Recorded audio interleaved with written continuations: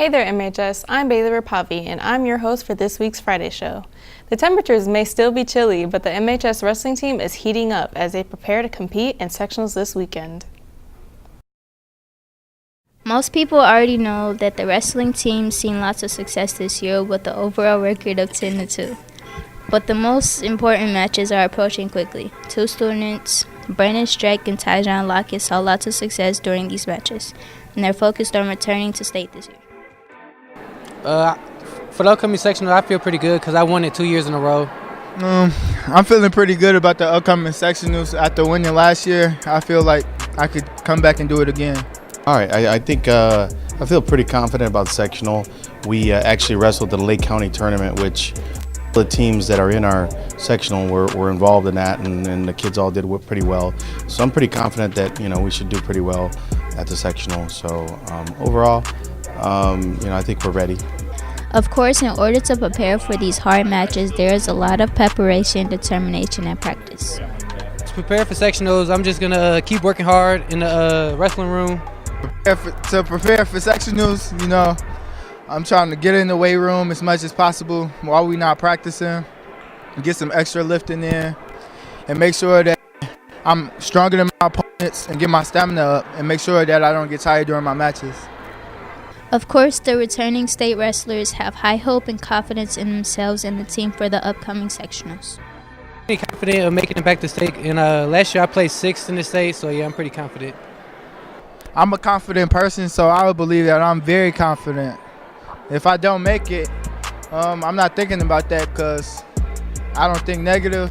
It's not even in my head. We've been working pretty hard overall as a team, and I think both Tyjon and Brandon should do pretty well. Hopefully we can, both those guys can win the regionals to kind of set themselves up for the state finals. Although there were lots of success last season, two students in particular, Martin Cruz and Aaron Griggs, fell short, barely losing their semi-state match. Yeah, I lost last year at semi-state, but I can only improve off of that. That's my motivation to make it to state this year. And just want to... I'm feeling good. I mean, sectionals, I don't know. For me, it's not that bad. I lost 1-0 in the ticket round to go to state, so yeah. But I'm pretty much ready to go. Yes, I think I'm pretty confident to make it into the state. I mean, I just got to make sure that I stay on my game and make sure I don't mess up in what I do. Upcoming sectionals, I feel good. I feel really good going into it. Body right and all that stuff. I'm feeling confident, I'm feeling good, ready to wrestle.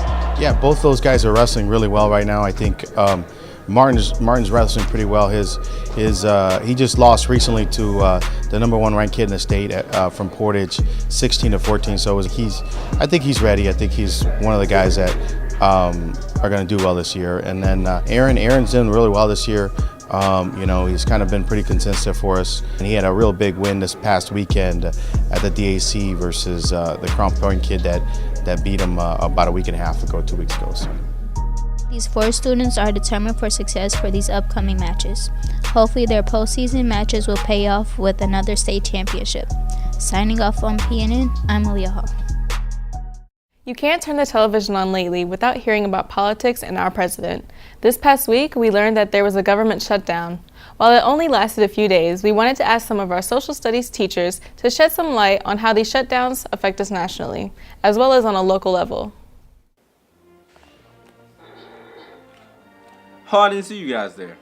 Just reading up on my government. Very important. Gotta pass the class. The government shutdown was just a few days ago. A lot of students have been talking about it, but no one actually knows what it really means.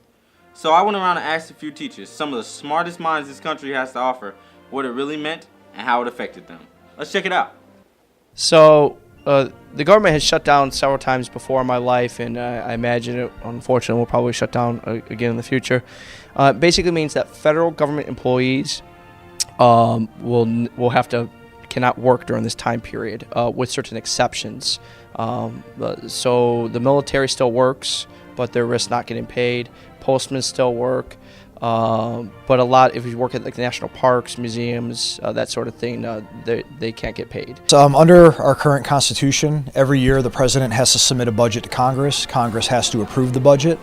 and then it becomes law for the year. If that doesn't happen, then the federal government has to shut down, which basically means that it can't fund certain programs that it runs. Government shutdown is kind of a fascinating piece of history. Basically, Congress, both the House and the Senate, propose a budget and they give it to the executive branch or the president, and the president signs it into law. And that is what the government operates and funds all of the different programs that we do for that year. I had no idea how long it was going to last. In the past, I know it happened in the 90s when Bill Clinton was president. I think it happened once or twice under President Obama.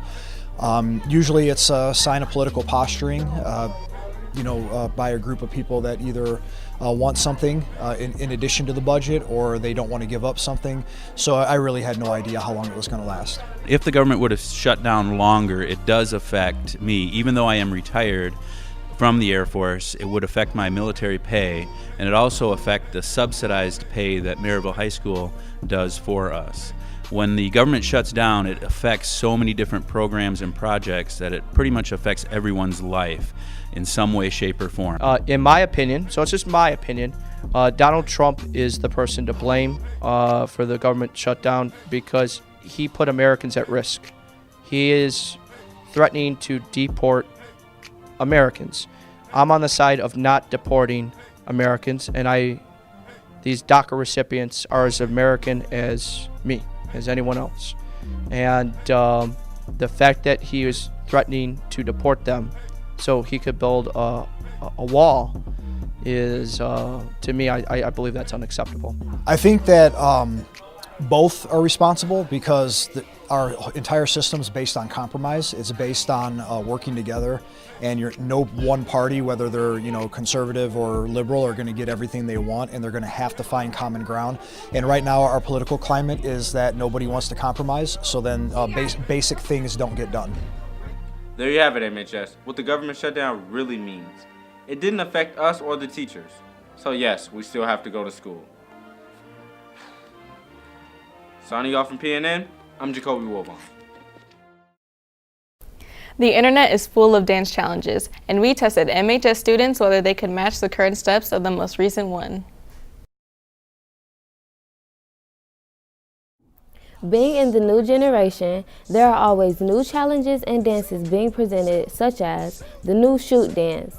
This dance originated in Memphis, Tennessee by rapper JB while he was dancing in the mirror. After a while, he realized that this dance would be a great idea for a challenge. The challenge has surprisingly made it across the U.S. and become one of the newest trends, even making its way to the halls of MHS. The dance is done by taking your arm and your leg and moving it in a forward motion, jumping up and down at the same time, and adding your own class to it. Now let's see how it is done inside of MHS.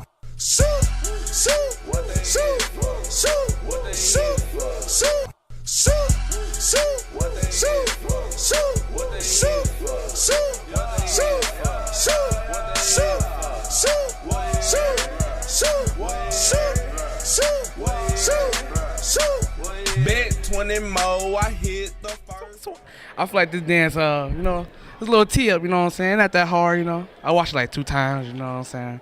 And then, I just start hitting it,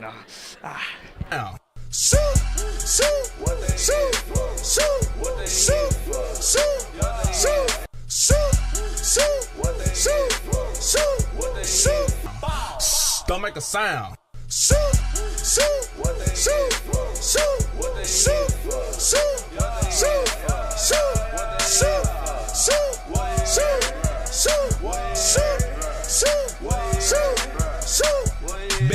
Okay, I feel like the dance is lit. I mean, it's like you really gotta have like coordination to do it, cause it's like you bouncing and doing your hand at the same time. I don't know, it's not really hard for me, but I know a lot of people like they struggle with it. But yeah, it's fun. Don't make a sound.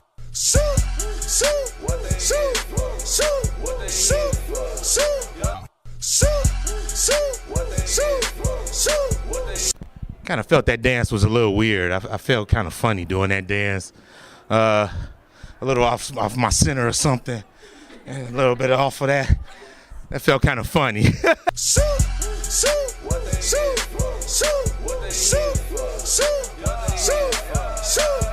So the dance, basically, it's a dance that it's a guy called JP, I think that's his name. It's called Shoot, and basically, I know the dance from Instagram because I have an Instagram, and when I go out with friends, we like to do it. So yeah, that's basically it. Whether you're a staff member or student, there is no doubt that the shoe dance gets you up and moving. Now it is time to see what other new trends come up in 2018. Perhaps you may even be the next viral video sensation. Signing off for PNN, I'm the one and only Azaria Chanel Richardson. Whether it's at lunch or when we get home from school, there are times we are so hungry we feel we could eat anything put in front of us. Jermani decided to test the theory with the Bizarre Foods Challenge.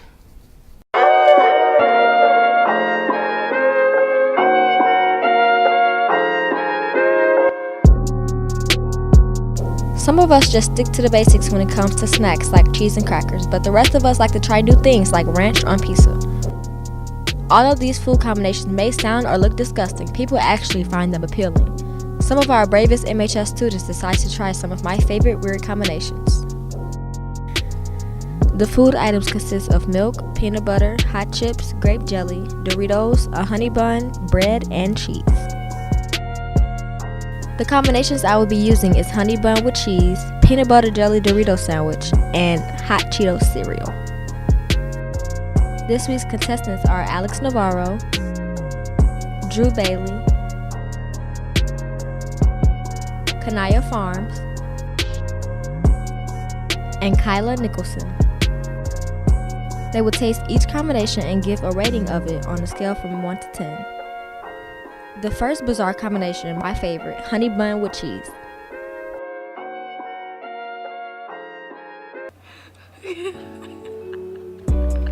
Oh my god. wait. Ooh, can I get some water? I don't get a cup of water. I need some water. That's nasty. What if I need to spit? There ain't no bucket. That's not. That's a process. It looks like a Big Mac, bro. That's what I'm saying. You put meat on it. It's yours too, bro. Come on, girl.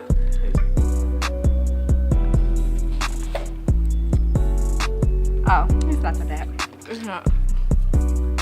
No, man. Go I'm first. always hungry, so I'm gonna eat it regardless, bro. Man, eat it. This sounds It ain't even bad, bro. I swear to God, it's not even that bad. It's not even bad, bro. What is this? I'm not finna finish it though. I'm finna it for real. An 8. A 9.5. It just tastes like a honey bun. On the scale from 1 to 10. 10. It's normal. 10, 8. Taste the cheese. What's cool is like the honey bun is real sweet, but the cheese is like kind of salty, so like it balances it out for. A 10. Tastes like a normal honey bun. The first round started off pretty tasty, but we still have more to go with a peanut butter jelly Dorito sandwich. Peanut butter and Dorito sandwich. My favorite. Wait, I don't like crust.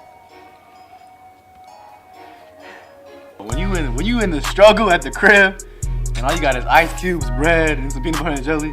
What's that to do with Dorito? You make stuff like this, bro. Pretty much trying to say. When you athlete, you whatever, bro. When you established, when you D1, I mean. Yeah, them 2 days.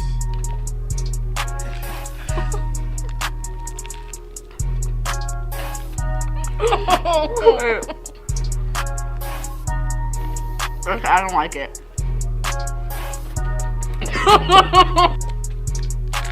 He actually ate it. What that taste like, bro? What that taste like, bro? A crunchy PB. On the scale from 1 to 10, how's that taste? 0.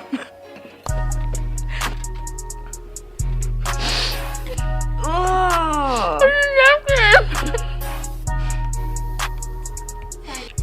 On the scale from 1 to 7.5. 7. Alex and Drew were pretty delighted by the sandwich, while Kanaya and Kyla were disgusted, but they still haven't tasted anything like this last one yet. Hot Cheetos cereal. Oh my god. Oh my god. Wait, hold on. I like my cereal hard.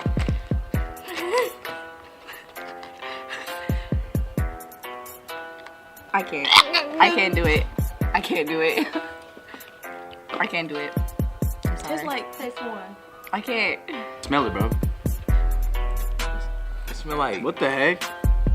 it's just all red. Smell like tuna. all red Fruit Loops. Just You no know, loops. when your OG working late, Pop's working late, you got no cereal, but you got milk and hot Cheetos. You gotta do. You go first. I go first. No, you go first. I might pass on this one. Okay.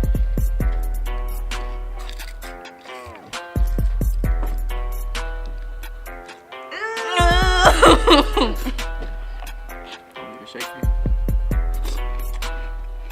Not bad. Go ahead and say it. It's spicy and wet, bro. What the heck is this? What the heck is wrong with this, bro? You didn't even try to taste it yet. Okay, I will. You drink it.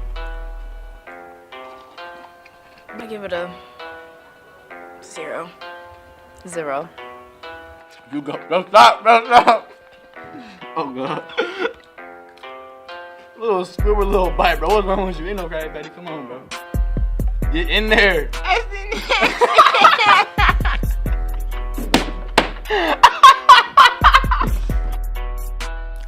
I knew this would be a tough one, especially for the girls. Overall, the boys like more of my weird combinations. Maybe you should try these at home if you need any new snacks. Signing off for PNN, I'm Jermani Keys. In today's society, it seems that everyone is angling for the 15 minutes of fame, especially on the internet. But when we witnessed one of the newest viral video challenges, we truly had to stop and address the situation.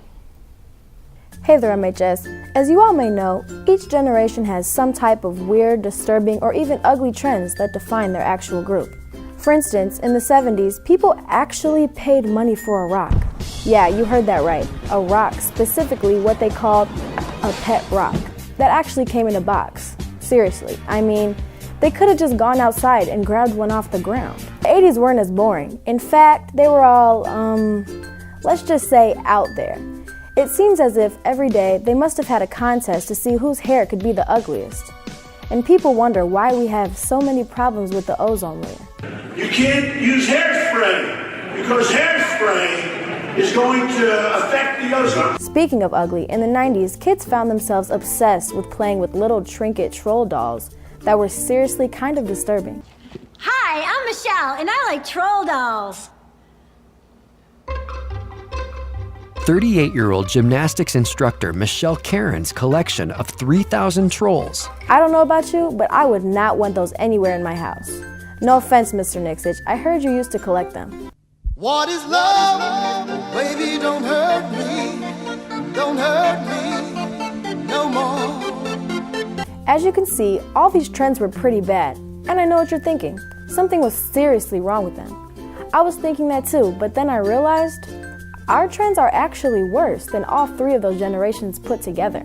Look at what viral videos are going on now. I mean, the trend that is going to define our generation in 2018 is eating Tide Pods.